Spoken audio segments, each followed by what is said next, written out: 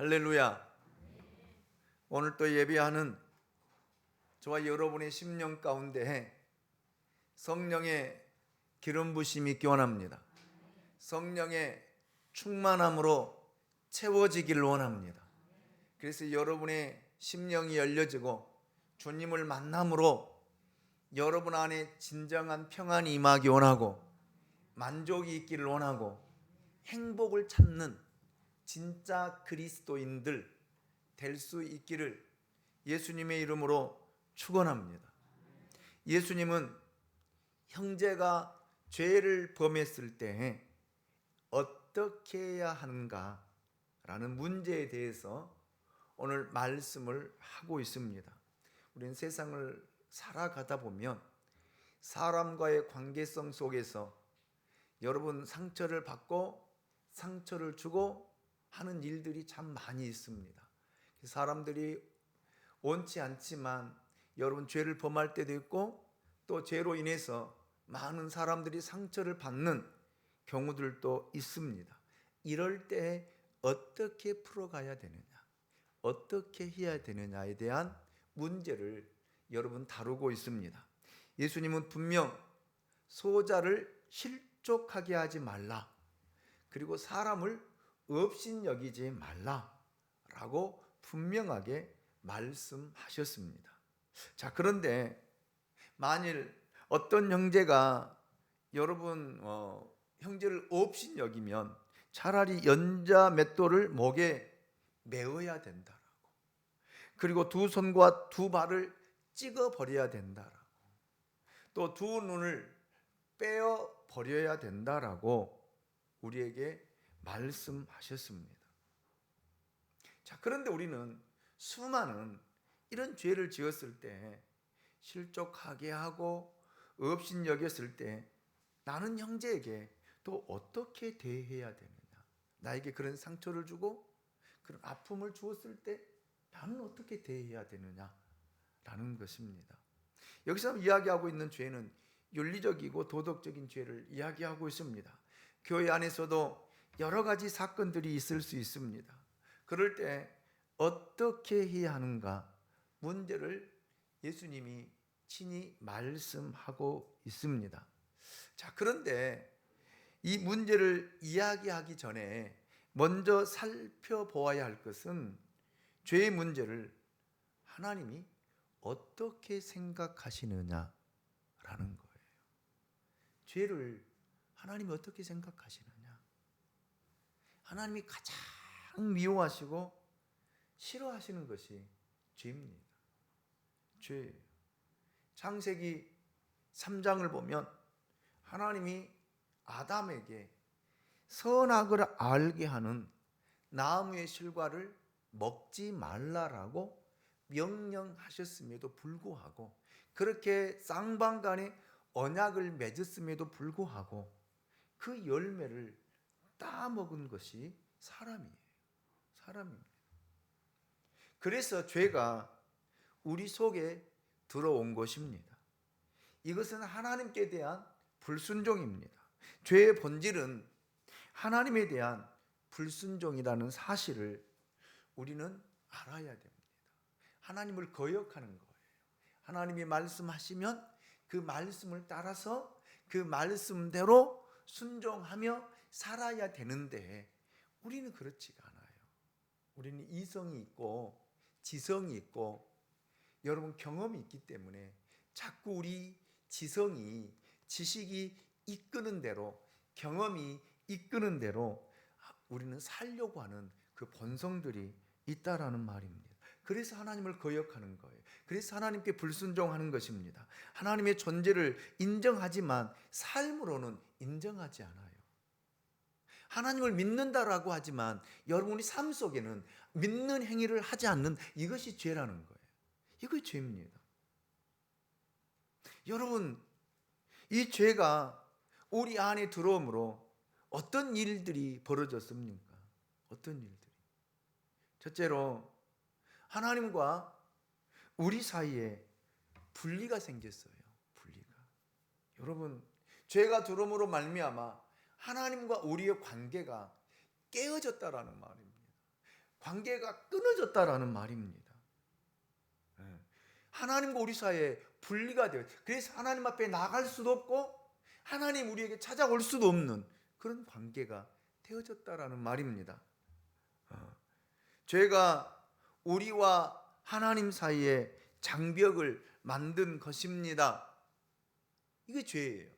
둘째로 죄는 사람과 사람 사이에 갈등을 만들었어요. 갈등. 여러분, 그래서 여러분 우리는 미워하게 되는 거예요.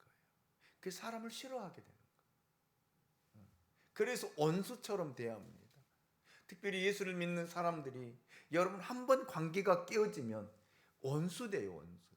다시 얼굴을 보려고 하지 않고요. 다시 만나려고 하지 않고요.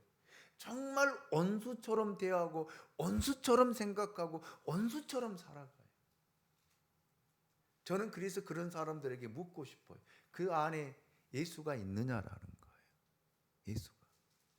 예수가 있으면 어떻게 원수가 됩니까? 다시 하나님 나라에 들어가면요 만나게 될 텐데요. 하나님 나라에 들어가면 다시 보게 될 텐데요. 거기서도 원수처럼 대할 거예요? 아니에요. 그래서 수많은 갈등들을 낳고요, 수많은 다툼과 수많은 싸움, 이것이 전쟁을 발발하게 하고요, 전쟁이 일어나는 이유이기도 하지 않습니까? 그리고 죄는요, 셋째로 인류에게 죽음을 가져왔습니다. 로마서 6장 23절에 죄의 삭은 사망이라고 했습니다. 죽으면은 여러분 육체적인 죽음도 있지만 영혼의 죽음도 있습니다.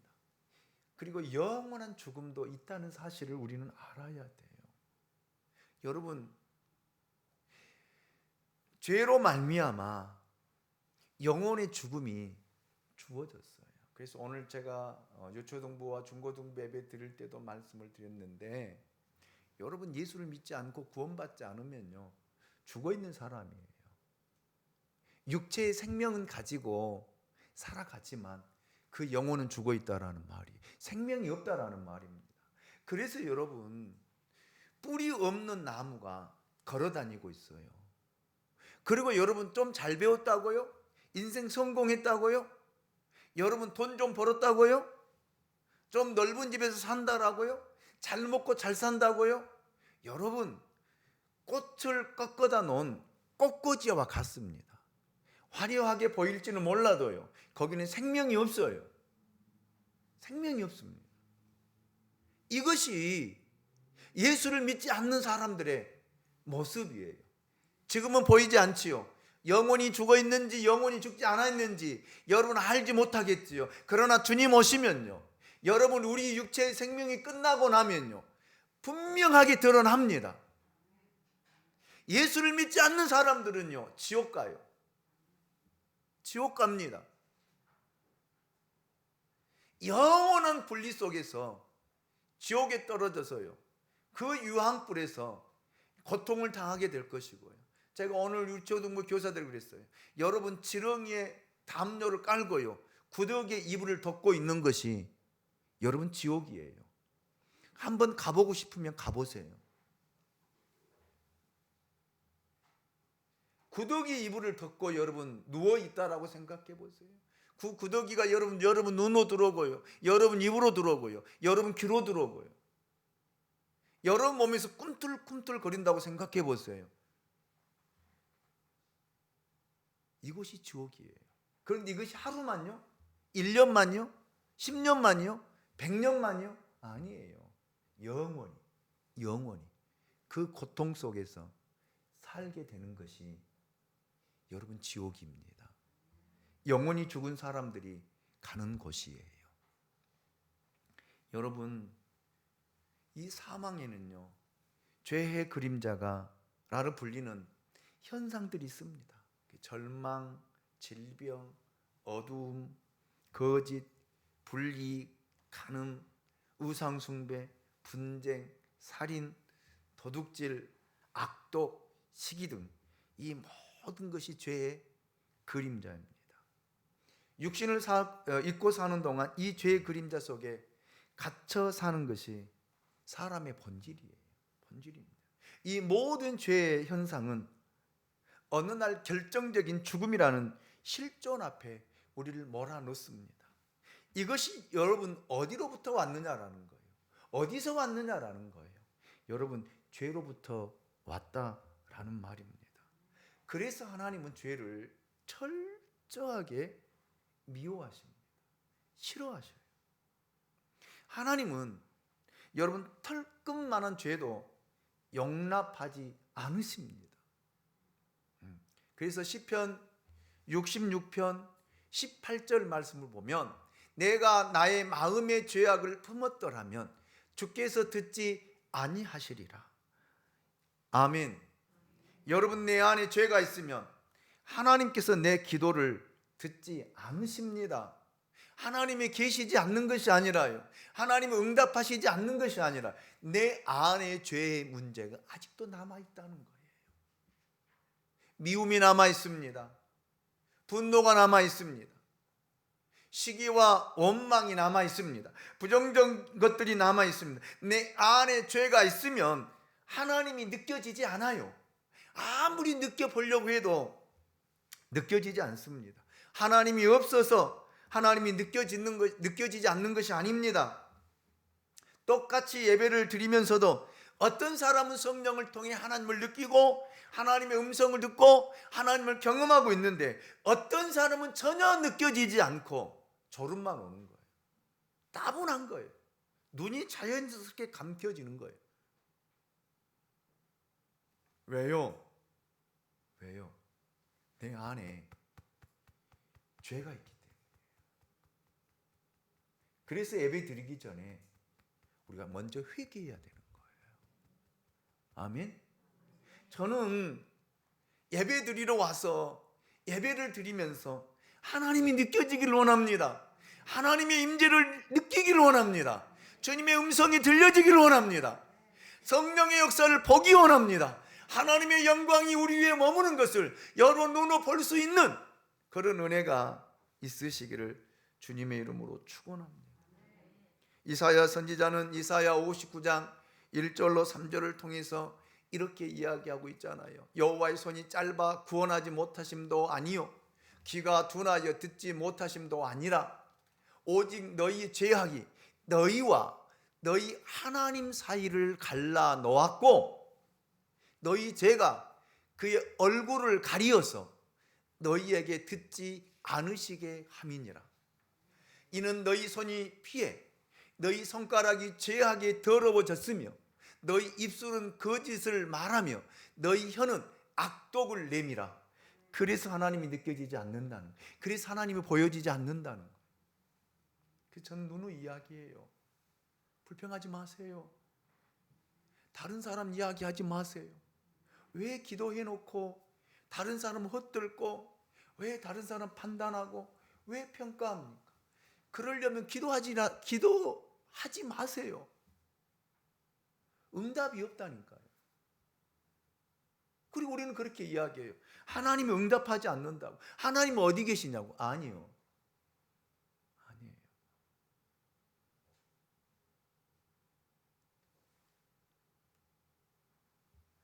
여러분, 우리가 하나님과 통하지 않는 이유는 하나님께 있는 것이 아니라 내게 있는 거예요. 하나님이 보이지 않는 것, 내게 있다라는 말입니다. 여러분, 사람들은 교회 다니면서 그런 이야기, 교회가 냉랭하다고, 사랑이 없다고, 교회 능력이 없다고. 아니에요. 여러분, 예수가 능력이 없습니까? 교회는요, 예수 그리스도의 몸이에요. 아멘입니까? 왜 사랑이 없습니까? 예수님처럼 사랑이 많으신 분이 어디 있어요? 그런데 내가 느끼지를 못하는 거예요. 왜요? 내 안에 죄가 있기 때문에 느끼지를 못하는 거예요. 보이질 않는 거예요. 여러분, 죄가 있으면요 능력이 없거든요. 능력이 안 나타나거든요. 개인이나 교회나 하나님이 원하시지 않는 죄가 있으면 절대 능력이 나타나지 않아요. 능력이 일어나지 않는다라는 말입니다.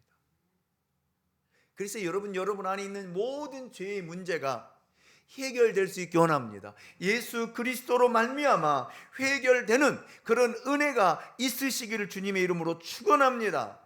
제 배후에는요, 항상 사단이, 어둠의 영이 존재한다라는 사실입니다. 우리가 원하든 원하지 않던 죄를 지었다라면 그 뒤에는요, 반드시 우리를 조정하는 사단이, 마귀가, 귀신이, 어둠의 영이 있다라는 사실을 알아야 돼요. 죄는 환경으로부터 오는 것이 아닙니다. 죄는 상황으로부터 오는 것도 아니고요, 구조로부터 오는 것도 아닙니다. 요즘에 사회학적으로 구조학이라는 것을 내세우며 아무리 선한 사람이라도 악의 구조 속에서 죄 지을 수밖에 없다, 어쩔 수 없다, 상황이 이러니까, 환경이 이러니까, 내 상태가 이러니까. 아니거든요. 아니에요. 죄는 환경이나 상황이나 제도나 구조가 아닙니다. 여러분, 사람이 죄를 짓는 이유는요, 사람이 죄인이기 때문에 죄를 짓는 거예요. 아멘입니까? 우린 죄인이에요. 의인은 없나니 하나도 없다고 했어요. 우리 모두는 죄인이에요. 그렇기 때문에 죄를 지을 수밖에 없는 거예요. 죄를 짓고 살아갈 수밖에 없다라는 말입니다. 그래서 예수가 필요한 거예요. 그래서 예수를 믿으라는 거예요. 가난한 자도 예수를 믿어야 되고요, 부자도 예수를 믿어야 되고요, 배운 자도 예수를 믿어야 되고요, 박사도 예수를 믿어야 되고요, 사장도 예수를 믿어야 되고요, 배우지 못한 사람도 예수를 믿어야 됩니다. 왜요? 죄는 우리를 죽음으로 몰아가고 있기 때문에 그렇습니다. 죄는 하나님과 우리의 관계를 끊어버리고 우리를 아주 비참하게 만들어 가기 때문에 그렇습니다. 구원받을 수 있는 길은요, 예수밖에 없어요. 예수를 믿는 길밖에 없습니다. 다른 데는 구원이 없습니다. 그래서 예수님께서 십자가를 짊어지셨잖아요. 그래서 예수님께서 여러분 십자가 위에서 피를 흘리셨잖아요. 아멘. 주의 보혈 흐르는데 믿고 뛰어나가, 주의 은혜 내가 입어 깨끗하게 되었네. 거친 주의 십자가, 거친 주의 십자가, 흐르는 보혈 강물 되어 내 영혼 깨끗하게 하시고, 하늘과 땅을 이으신 주님의 보혈 내 평생의 자랑은 주의 십자가로다. 주의 보혈 흐르는데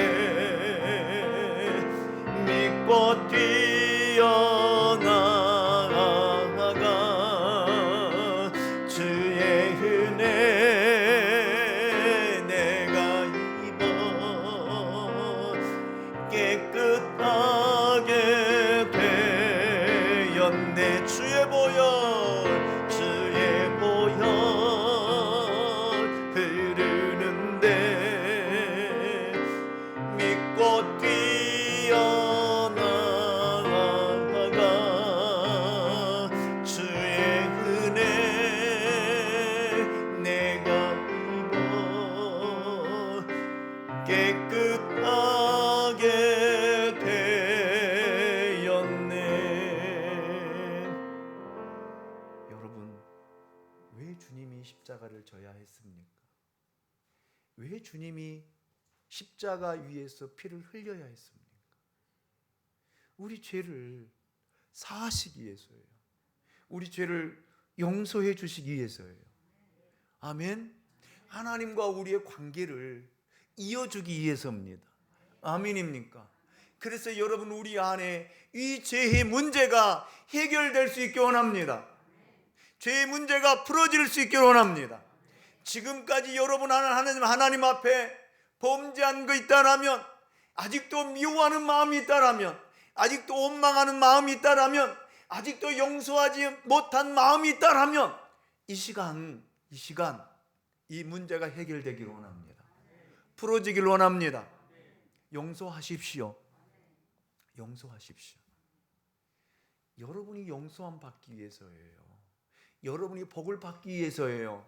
여러분의 기도가 응답되기 위해서입니다. 아멘입니까? 자, 오늘 이 말씀에 죄 지은 형제에 대해 예수님이 어떤 태도를 취하라고 하셨는지 이제 나누도록 하겠습니다. 결론적으로 죄인은 용서하되 죄는 용납하지 말라는 것이 예수님의 기본적인 태도이고 가르침입니다. 15절 말씀을 보겠습니다. 내 형제가 죄를 범하거든 가서 너와 그 사람과만 상대하여 권고하라. 만일 들으면 내가 내 형제를 얻을 것이요. 아멘. 여기 형제는 같이 예수를 믿는 사람을 말합니다. 예수 믿는 공동체를 의미합니다. 여러분, 그래서 형제가 여러분 죄를 범하거든 가서 만나라는 거예요. 만나라는 거. 그리고 그 사람과만 상대하여 권고하라는 거예요. 아멘. 그래야 여러분 이 문제가 풀어지거든요. 다른 사람에게 여러분 소문내고 다른 사람에게 이야기하고 다른 사람과 함께 판단하고 평가하는 일들이 너무 많아요. 특별히 그리스도인들, 교회 좀 오래 다닌 분들, 교회 직분을 가지고 있는 분들 꼭 만나면요 교회 이야기 안 나오지를 않아요. 다른 사람 이야기 안 나오지를 않아요. 항상 여러분 그렇지 않으세요? 왜 없는 사람의 이야기를 합니까? 여러분, 어떤 사람이 죄를 지었다라면 여러분 그 사람이 깨닫도록 가서 조용하게, 아멘, 찾아가서 이야기하. 그것이 예수님이 오늘 가르쳐 주신 우리 믿는 사람의 태도 세 가지를 가르쳐 주는데 보십시오. 첫 번째 단계는 죄 지은 형제를 찾아가라고 하셨습니다. 오늘 15절 말씀 보십시오. 내 형제가 죄를 범하거든 가서 그랬거든요. 가서 다른 사람을 개입시키지 말고 단 둘이 만나서 그에게 권고하라는 것입니다. 우리는 일반적으로 뒤에서 헐뜯고 비판하고 소문을 퍼뜨립니다. 그리고 속으로 경멸합니다. 그리고 미워합니다. 그리고 그 사람 만나면 용서한 것처럼 이해한 것처럼 웃고 위선적으로 말을 하고 행동하고 웃는 것.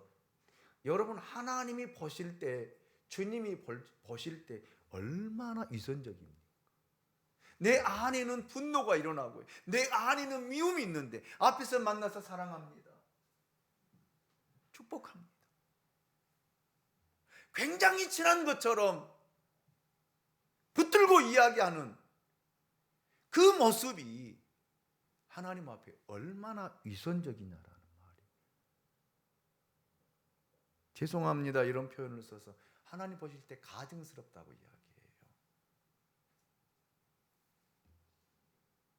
차라리 그 사람이 나에게 죄를 지었으면 그냥 1대1로 찾아가서 나 권사님 때문에 오늘 마음에 상처받았어, 권고하라는 거, 이야기해 주라는 거, 그 사람이 깨닫도록 알도록, 그러면 그 형제를 얻는다는 거예요. 아멘입니까? 그러면 그 상대방도 그랬어요 권사님 미안해요, 그냥 저는 한 말이고 웃으려고 한 말이고 이렇게 해서 한 말인데 권사님에게 상처가 되었네요. 죄송합니다. 주의할게. 관계가 더 가까워진다라는 말이에요. 아멘? 근데 우리는 말하지 않아요. 그리고 나와 친한 사람이 가서 나 오늘 그 권사님 때문에 그 권사님 말 한마디 상처받고 나 오늘 정말 힘들었다라. 그러면 또 그 사람이 옆에서 장구 맞춰주는. 그래, 내가 들어보니까 그런 것 같더라. 뭐가 그런 것 같아요? 왜 같이 죄를 짓습니까?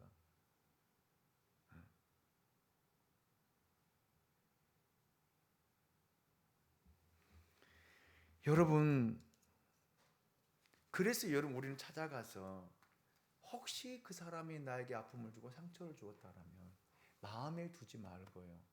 다른 사람 대동하지 말고요. 다른 사람이 옮기지 말고요. 아멘? 남편이라고 해서 옮기지 마세요. 그 남편 영혼 죽이는 거예요. 그리고 남편 신앙 무너지고 가정 무너지면요, 그때 가서 후회한들 무슨 의미 있고 무슨 소용이 있습니까? 그렇잖아요. 그래서 여러분 찾아가시기 원합니다. 아멘. 두 번째 단계는 권면했는데도 안 들을 경우 포기하지 말라는 거예요. 16절 말씀을 우리 같이 읽어보겠습니다. 16절입니다. 시작. 만일 듣지 않거든 한두 사람을 데리고 가서 두세 증인의 입으로 말마다 확증하게 하라. 아멘. 사람은요, 자기가 한 행동에 대해서는 잘 모르거든요. 그렇죠? 그래서 옆에 있었던 사람을 데리고 가서 이렇게 해서 내가 상처를 받았는데 오늘 그렇게 상처받았다라고 이야기하면 아니야, 나 안 그랬어. 우리는 참 발뺌을 잘해요. 안 했다니까. 나 안 했어. 내가 권사님한테 시험 줬다고? 상처 주었다고? 나 안 했어. 진짜 안 했다고. 이러면은 뭐가 돼요? 그럴 때는요, 거기 옆에 있어서 한 사람 또 데리고 가는 거예요. 그래서 또 이야기하는 거예요. 그리고 돌이켜 주라는 거예요. 깨닫게 주라는 거예요. 창피를 주기 위해서가 아니에요. 아멘. 두세 증인 가서 그 입으로 그 말 한 것에 대해서 그렇죠, 이렇게 했잖아요. 맞죠? 이렇게.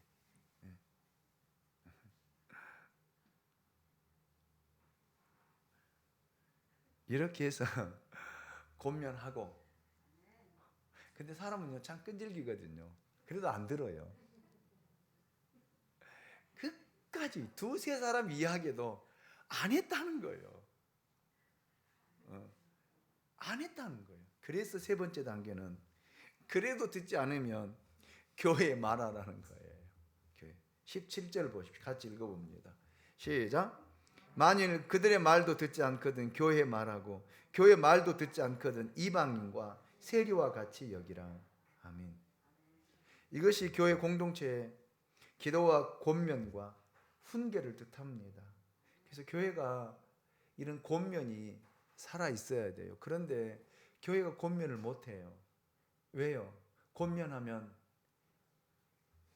교회 떠나요. 교회가 이 교회만 있느냐? 교회 떠난다니까. 그런데 여러분, 우리가 이 사실을 알아야 돼요. 그 교회에서 여러분 풀지 못하고 다른 교회 가면 여러분 그것이 풀어지느냐? 안 풀어져요. 끝까지 쫓아다니면 끝까지 남아 있어요. 아멘입니까? 우리 한국 교회가 진짜 잘못하고 있는 이유가 이거예요. 교회가 많다 보니까요, 교회 권위들이 다 무너지고요. 옛날에 저 어렸을 때 신앙생활 할 때는 교회가 없었어요. 사역자들도 많이 없었고요. 그래서 사역자 한번 교회에서 청빙하려면 정말 힘들었어요. 그래서 교회에서 성도가 이동할 때는 교회에서 뭘 써준 줄 아세요? 그 사람의 이명서를 써줬어요. 그래 그 교회 들려서 그 교회 가서 등록할 때 이걸 보이라는 거예요. 그런데 지금은요, 상처를 받든 교회에서 무슨 일이 있든 없든 교회가 다 받아들이기 바빠요. 그래서 복을 못 받는 거예요. 그 죄가 그 교회는 또 죄를 낳게 되고요. 그 죄는 전염성이 있어서요. 여러분 그 교회가 무너지는 거예요. 그래서 교회가 건강한 교회, 영광스러운 교회를 세우기 위해서는 교회 권면이 살아있어야 돼요. 들어야 된다라는 말입니다. 잘못을 교회에서 지적할 때 그 잘못을 인정하고 받아들여야 된다라는 말. 그런데 우리는요, 이 자존심이 뭔데, 이 자존심이라는 것 때문에 절대 인정하지 않아요. 안 했거든요. 안 했거든. 사울이 되는 거예요. 다윗이 가서 사울의 죄를 지적할 때 잘못했습니다, 인정하고 용서를 구했더라면 사울 하나님 패하지 않았어요. 왕권 잃지 않았어요. 그 가정의 가문이 다치지 않았어요. 그런데요, 보십시오. 있는 핑계 없는 핑계 다 안 했어요. 나 하나님의 영광을 위해서 했거든요. 그래서 보십시오. 저기 잡아놓은 저 양떼들, 가장 좋은 것들로 당신이 하나님께 제사를 드리기 위해서 갖다 놓은 것이다. 뭐가 잘못이에요? 하나님 예배 드린다는데, 제사 드린다는데.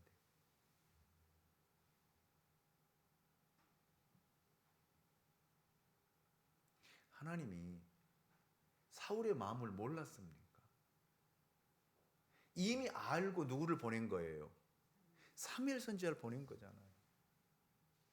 다윗이 범죄한 거 알고 하나님 누구를 보낸 거예요? 나단 선지자를 보내서 책망하잖아요. 바로 당신이 그 사람이다. 그러니까 다윗은 이제 핑계대지 않잖아요.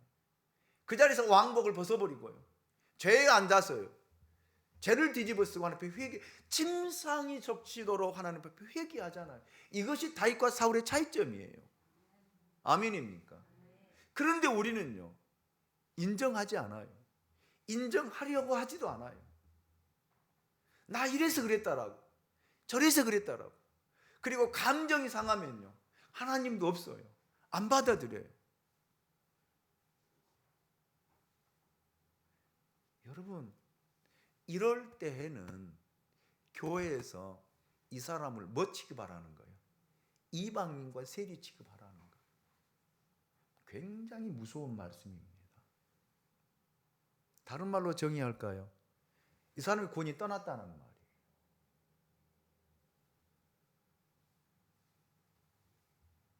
구원이 떠났다는 말이에요. 이방인에게 구원이 있습니까? 예수를 믿어야 구원이 있죠. 예수를 믿지 않는데 무슨 구원이 있습니까? 여러분, 그래서 최종적인 교회에서 권고할 때는요, 들어야 돼요. 아멘입니까? 하나님이 이런 단계를 통해서 우리 죄악을 용서해 주시기를 원하신 거예요. 그 사람에게 세리 취급하고 이방인 취급하라고 하는데 목적이 있는 것이 아니라 그 사람을 돌이키는 데 목적이 있다라는 말이에요. 그래서 교회가 끝까지 권면하고요, 끝까지 여러분 기다려야 되고요. 아멘. 그래서 이 교회에서는 이런 판결을 내리지 않아야 돼요. 아멘. 하나님의 관심은 심판이 아니라 구원입니다. 요한복음 3장 16절 말씀을 보십시오. 하나님이 세상을 이처럼 사랑하사 독생자를 주셨으니 이는 그를 믿는 자마다 멸망하지 않고, 아멘입니까? 영생을 얻게 하려. 그러면 하나님이 독생자를 보내신 이유가 뭐예요? 영생을 얻게 하려 합니다. 하나님이 개인에게, 두세 사람을 통해서 교회에게 권고하라고 하는 말이 뭐예요? 그 사람을 용서하고 그 사람을 돌이키게 하고 그 사람을 하나님의 사람 만들라는 거예요. 아멘입니까? 목적이 심판이 아니라니까요. 그 사람 교회 떠나게 하려고 하는 것이 아니라니까요. 아멘. 그래서 교회는 기다리고 있습니다.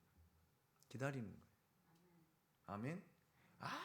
아무리 교회에 큰 실수하고 잘못을 하고 범죄를 했어도 여러분 교회는 권고하고 기다려줘야 돼요. 아멘. 그렇잖아요. 교회에서 한번 여러분 주의 이름으로 권고해 보세요. 판결해 보세요. 이제 당신은 이방인과 같고 세리와 같이 취급하노라 하고 탕탕탕 때려 보세요. 누가 책임질 거예요?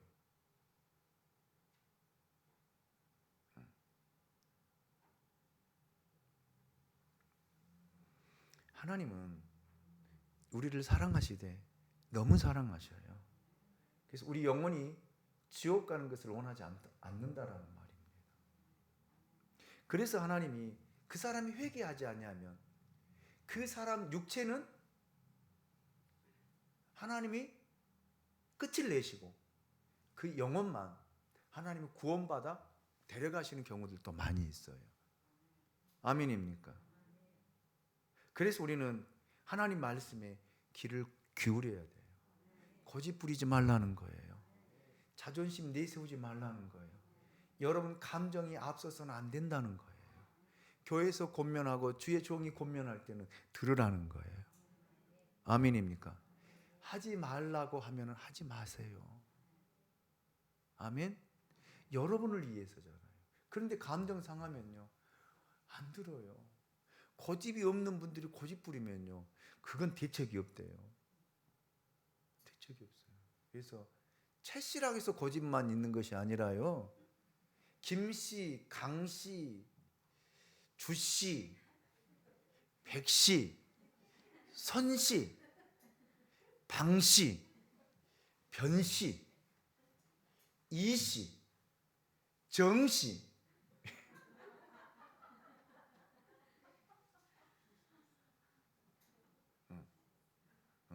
고집이 다 있더라고요. 나는 사람이 외관을 볼 때는 저 사람은 고집 없더라. 정말 저 사람 고집 없어. 그렇게 이야기하고 보면은요, 저 고집이 똥고집이 얼마나 센데요. 안 들어요. 평상시에는 잘 들어요. 근데 화가 나고 분이 일어나고 자존심 상하고 하면은요, 와, 그 고집이 고래 심줄과 같지 안 듣대요. 이러지 말라는 거예요. 아멘입니까? 아멘이죠. 그래서 여러분, 진짜 그리스도인은 저를 쫓아서 합니다. 용서할 줄 아는 사람이다. 아멘입니까? 진짜 그리스도인은 용서할 줄 아는 사람이에요. 아멘. 그래서 이런 마음이 없다라면 주님께 기도해야 됩니다. 용서하는 마음을 달라라고요. 여러분 인생에 원수 만들지 마시고 모든 사람과 더불어 화평할 수 있기를 원합니다. 아멘. 평안할 수 있기 원합니다. 오늘 마음속에 있는 걸 다 털어버리시고 여러분 사랑하는 우리 교회와 성도들이 될 수 있기를 주님의 이름으로 축원합니다. 주의 보혈이 하늘과 땅을 이었던 것처럼 주님의 십자가가 우리와 하나님 사이를 이어주셨기 때문에 찬양을 드리면서 함께 기도하기를 원합니다. 거친 주의 십자가 흐르는 보혈 강물 되어 내 영혼 깨끗하게 하시고 하늘과 땅을 이으신 하나님과 우리를 이어주신 주의 땅을 이으신 주님의 보혈 내 평생의 자랑은 주의 십자가로다. 여러분 주님의 보혈을 의지하고 하나님께 용서를 구합시다. 하나님 잘못했습니다. 미워했습니다. 판단했습니다. 평가했습니다. 고집을 부렸습니다. 하나님 앞에 불순종했습니다. 하나님이 용서해 주시옵소서. 사하여 주시옵소서. 내 안에 하는 이런 모든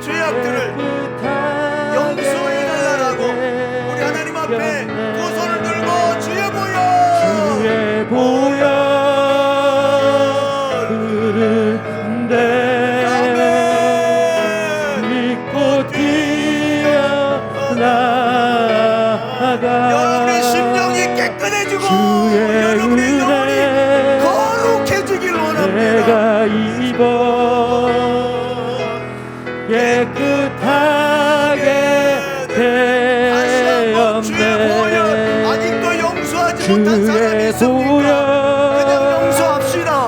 용서합시다. 흐르네. 용서합시다. 믿고 뛰어나가 원수라도 우리 주의 용서합시다. 은혜 용서하는 마음을 주옵소서. 내가 용서하는 마음을 주옵소서. 깨끗하게 되었네. 우리 두 손을 들고 주님 한번 부르고 하나님 앞에 용서의 마음을 달라고, 우리 죄악된 마음을 용서해 달라고 주여 한번 부르고 통성으로 기도합니다. 주여 나가 주의 은혜 내가 입어 정말 잘못했습니다. 정리를 미워했습니다. 원망했습니다. 판단했습니다. 평가했습니다. 아직도 내 마음이 그때 남아있습니다. 얼마나 이성적이었고 얼마나 다정스러웠는지 주님 용서하여 주시옵소서. 용서하여 주시옵소서. 그리스도 안에 우리 죄악이 사해되게 하시고 정결이 되게 하시고 깨끗해져서 하나님을 영원롭게 원하는 즐겁게 하고 우리의 기도가 주 앞에 상달되고 연락되고 하나님이 이루어지는 역사가 있게 하옵소서. 하나님, 그렇습니다. 우리는 하나님으로부터 말로 할 수 없는 큰 은혜를 입었지만 아직도 거기에서 그 은혜를 저버리고 형제가 잘못했을 때 우리는 판단하고 평가하고 비웃고 헐뜯고 하나님 용서하지 못하고 내 마음속에 가다두고 미워하는 일들을 얼마나 했는지요. 지금까지 살아오면서 60여 년의 세월을 살면서 이런 일들을 반복하고 하나님 앞에 범죄하고 악을 행하여 아무리 우리가 부르짖어도 기도가 응답되고 하지 않고 이루어지지 않은 것도 이 죄 때문이라고 하는 것을 깨닫게 하시고 알게 하시니 감사합니다. 이제는 우리 마음에 주님의 성령이 임하기를 원하고 이 죄악이 용서되기를 원하고 미워했던 마음이 사랑의 마음으로 바뀌어지게 하시고 아직도 미움으로 남아있다라면 하나님 우리 마음을 넓혀주셔서 주의 사랑으로 용서하게 하시고 이로하게 하시며 감사할 수 있도록 인도해 주시옵소서. 그래서 위에서 기도하게 하시고 하나님 우리가 부르짖고 기도했던 그 기도가 응답되고 축복으로 나타날 수 있도록 인도해 주옵소서. 우리 안에 선한 마음을 주시옵소서. 거룩한 마음을 주시옵소서. 사랑의 마음을 주옵소서. 용서의 마음을 주옵소서. 감사합니다. 예수님의 이름으로 축복하며 기도하옵나이다. 아멘. 이제는 우리 주 예수 그리스도의 은혜와 우리 아버지 하나님의 그 크신 사랑하심과 성령의 감동, 감화, 교통, 내재, 충만 역사하심이 예수님의 마음을 가지고 서로 용서하고 예수님의 보혈로 깨끗하게 정결함 받아 하나님 앞에 인정받고 축복받아 주의 선한 뜻을 이루기 원하는 양무리 교회와 모든 믿음의 지체들 위해 지금으로부터 영원토록 함께 있을지어다. 아멘.